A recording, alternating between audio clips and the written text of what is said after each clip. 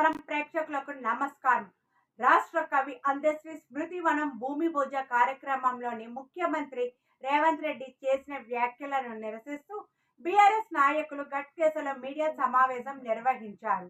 Ghatkesar BRS అధ్యక్షుడు మాజీ MPP Bandari Srinivas Goud ఆధ్వర్యంలో జరిగిన సమావేశంలో BRS Malkajgiri parliament in-charge Ragidi Laxma Reddy, మాజీ జెడ్పీటీసీ మంద సంజీవరెడ్డి, మాజీ మేయర్ జక్కా వెంకటరెడ్డి, బుచ్చిరెడ్డి, మాజీ కౌన్సిలర్లు, పార్టీ సీనియర్ నాయకులు పాల్గొన్నారు.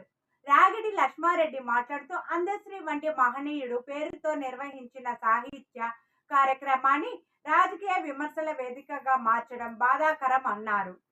రియంబర్స్మెంట్ కూడా ఇచ్చే పరిస్థితులు లేదు.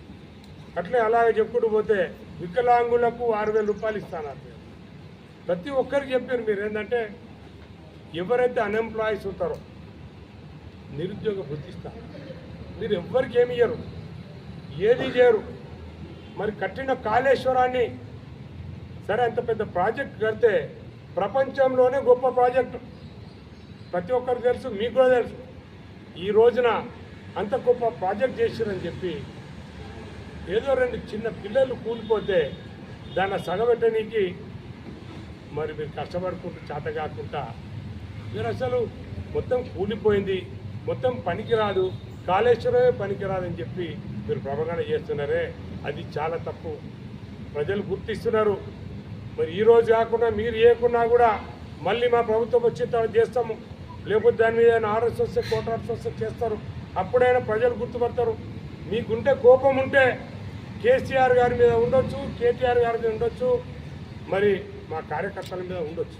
కానీ ప్రజల మీద మీకు ఎందుకు కోపం? అత్త మీద కోపం దుత్త మీద తీసినట్టు అంత పెద్ద కాళేశ్వరం ప్రాజెక్ట్ని మీరు మూలన పడేసి ఇవాళ రైతులు అన్నమో రామచంద్ర అని చెప్పి మరి ఎంత విసిగిపోతున్నారు. ఊర్లలో మరి 5-6 ఏళ్ళు మత్తర్లు పడే ఊర్లలో చెరువులన్నీ నిండేది మనకు తెలుసు. మన అందరం కూడా ఊళ్ళ నుంచి వచ్చినాం. 20 సంవత్సరాల కింద మత్తర్లు చూసినాం. మళ్ళీ మొన్న 5-6 ఏళ్ళ కిందనే మరి బీఆర్ఎస్ ప్రభుత్వం కేసీఆర్ గారు కాళేశ్వరం వచ్చిన తర్వాత మరి మత్తర్లు చూసినాం. ఇలా చెప్పుకుంటూ పోతే మీరు ప్రతి ఒక్క విషయాన్ని మంచి చేసారు అనరు. మంచి చేసారు అనుకున్నా సరే మీరు సైలెంట్గా కనీసం సర్లే అనుకోవాలి. మీరు ఈ రోజున హైదరాబాద్లో ఓపెనింగ్ చేస్తున్నారు, బ్రిడ్జెస్ ఓపెనింగ్ చేస్తున్నారు. ఎవరు చేసిన ఓపెనింగ్ అది? ఎవరు కట్టినాయి అవన్నీ? మరి బీఆర్ఎస్ పార్టీ వాళ్ళు కాదు. మీరు ఒక్కసారి మనసును ప్రశ్నించుకోండి. మీరు ఇవాళ హైదరాబాదు ప్రపంచ దేశ పటంలో చెప్పుకునే విధంగా మరి ఐటీ డెవలప్మెంటే కానీ ఇన్ఫ్రాస్ట్రక్చరే కానీ ఎంత డెవలప్మెంట్. 10 సంవత్సరాల కింద బయట దేశాలలో పోయి వచ్చిన వాళ్ళు మధ్యలో 6-7 సంవత్సరాలు మన దగ్గర హైదరాబాద్ రాని వాళ్ళు మరి మన హైదరాబాద్కి వచ్చి ఈ ఇన్ఫ్రాస్ట్రక్చర్ చూసి, ఈ బిల్డింగ్లను చూసి, ఈ డెవలప్మెంట్ చూసి, ఈ రోడ్లను చూసి ఇది మన హైదరాబాదేనా నమ్మలేకపోతున్నాం. బయట దేశాలు కూడా ఇట్లా లేవనే లెవెల్లో డెవలప్ అయింది. సరే మీరు అదంతా డెవలప్ చేసింది బీఆర్ఎస్ పార్టీ వాళ్ళు కాదని అనుకుంటారేమో అనుకోండి, కానీ ప్రజలు గమనించారు అనుకుంటారేమో. మీరు ప్రజలు ప్రతి ఒక్కటి గమనిస్తున్నారు.